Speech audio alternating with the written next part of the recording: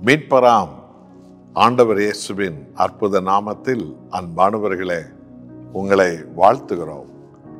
இந்த 2025 புதிய ஆண்டில் உங்களுடைய வாழ்க்கையில் தேவன் தானே எல்லாவற்றையும் புதிதாக மாற்றி கடந்த காலத்தின் பழைய இருளை, பழைய அவமானங்களை, பழைய துக்கங்களை, பழைய தோல்விகளை, பழைய விதமான புலம்பல்களை, அலங்கோலமான வாழ்வை எல்லாம் இயேசு கிறிஸ்துவின் இரத்தத்தாலே கழுவி, பரிசுத்த ஆவியினாலே கழுவி, தேவன் தானே உங்களுக்குள் வந்து வாசம் பண்ணும் இம்மானுவேலனாய் அவர் மாறுவாராக. ஆதியாகமம் 28ஆம் அதிகாரத்தில் 19வது வசனத்தை வாசித்து பாருங்கள். வேதம் இந்த அற்புதமான வாழ்க்கை மாறுதலை பற்றி இன்றைக்கு நமக்கு அது போதிக்கிறது. அந்த ஸ்தலத்திற்கு பெத்தேல் என்று பெயரிட்டான். அதற்கு முன்னே அவ்வூருக்கு லூஸ் என்னும் பெயர் இருந்தது.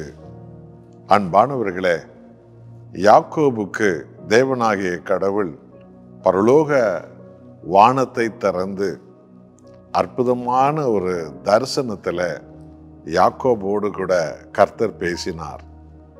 தன் கடந்த கால வாழ்க்கையில் ஆசீர்வாதத்தை பெற யாக்கோபு அவன் தேவனுடைய சமூகத்தை தேடி, ஆசீர்வாதத்தில் என் கர்த்தர் என்னை உயர்த்துகிறவர் என்பதை அவன் விளங்கி கொள்ளாமல், நம்பாமல், உலக பிரகாரமாக அவன் ஆசீர்வாதத்தில் பெருக வேண்டும் என்று சொல்லி முதலாவதாக தன் அண்ணன் ஏசாவை யாக்கோபு ஏமாற்றினான். பிறகு வயதான தன் தகப்பன் ஈசாக்கை யாக்கோபு ஏமாற்றினான். இப்படி ஏமாற்றியும் கூட அவனுடைய சஞ்சலங்கள் மாறவில்லை. அவனுடைய வாழ்க்கையினுடைய எந்த அடையாளங்களும் மாறவில்லை. அதிலும் குறிப்பாக ஆசீர்வாதங்கள் அவன் நினைத்தபடியே அவனுக்கு பரிபூர்ணமாய் கிடைக்கவும் இல்லை.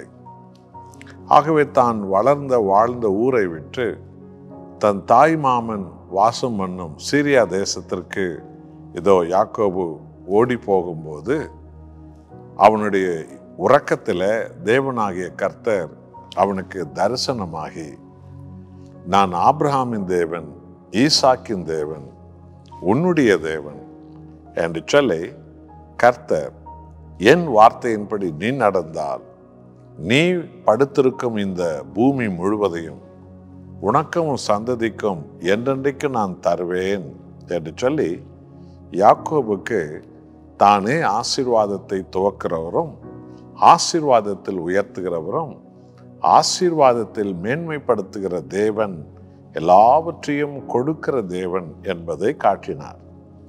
இதைதான் உங்களுக்கு நமக்கும் இந்த 2025 ஆண்டில் கர்த்தர் அதை செய்ய போகிறார். கடந்த காலத்தில் நமது வாழ்க்கையிலும் கூட அவரை தள்ளி இவரை தள்ளி எதையும் நம்பி யாரையும் நம்பி வாழ்க்கையில் நாம் முன்னேறி விடலாம், ஆசீர்வாதம் பெற்று விடலாம் என்று சொல்லி என்னமெல்லாம் மனித முயற்சிகளை நாம் செய்திருக்கலாம். ஆனால் நம்மை உண்டாக்கிய ஆண்டவராக இயேசு கிறிஸ்து ஒருவரால் தான் நாம் ஆசீர்வாதத்தை கண்டுபிடிக்க முடியும். அதை நாம் பிரயோஜனமாக்கி கொள்ள முடியும், சொந்தமாக்கி கொள்ள முடியும். அதில் நாம் வளர முடியும், அதில் நாம் உயர முடியும், அதில் நாம் நிலைக்க முடியும். நமது சந்ததிகள் அந்த ஆசீர்வாதத்தில் நிலைக்க முடியும். ஆகவே யாக்கோபு பொழுது விடிந்த போது தேவன் தனக்கு தரிசனமான அந்த இடத்திற்கு பெத்தேல் என்று பெயர் வைத்தான். அதுதான் பரலோகத்தின் வாசல் என்று அர்த்தமாகும். ஆமென் அன்பானவர்களே, அதற்கு முன்பு அந்த பெத்தேல் தேவனுடைய வீடு, தேவனுடைய வாசல், தேவனுடைய சபை என்று அர்த்தம் கொள்ளும் அந்த பெத்தேல், அதற்கு முன்பு லூஸ் என்று அது பெயர் இருந்ததாம்.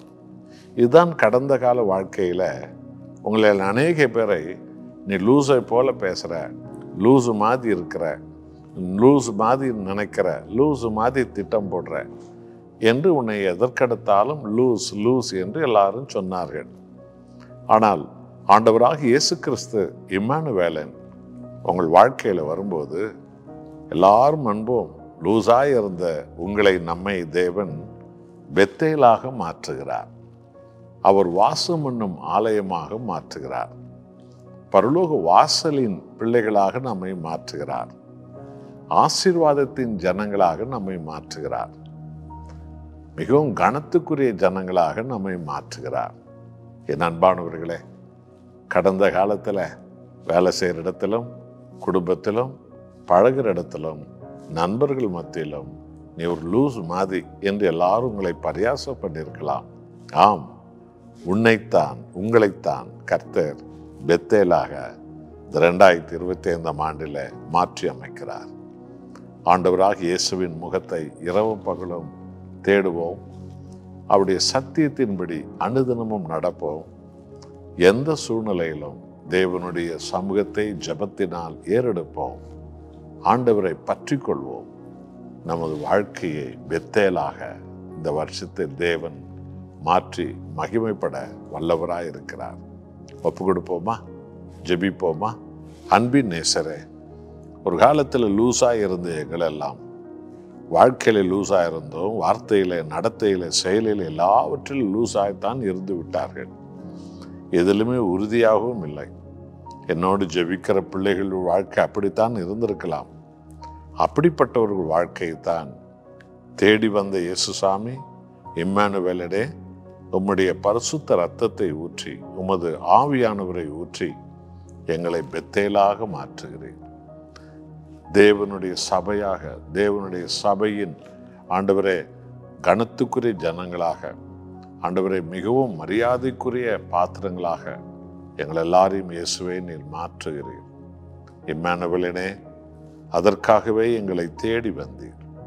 என்னோடு ஜெபிக்கிற உமது பிள்ளைகளை பெத்தேலாக மாற்றி மகிமைப்படுவீராக. ஆசீர்வாதத்தின் மேன்மை இவர்கள் மேல் இறங்குவதாக. இயேசு கிறிஸ்துவின் நாமத்தில் பிதாவே, ஆமென்.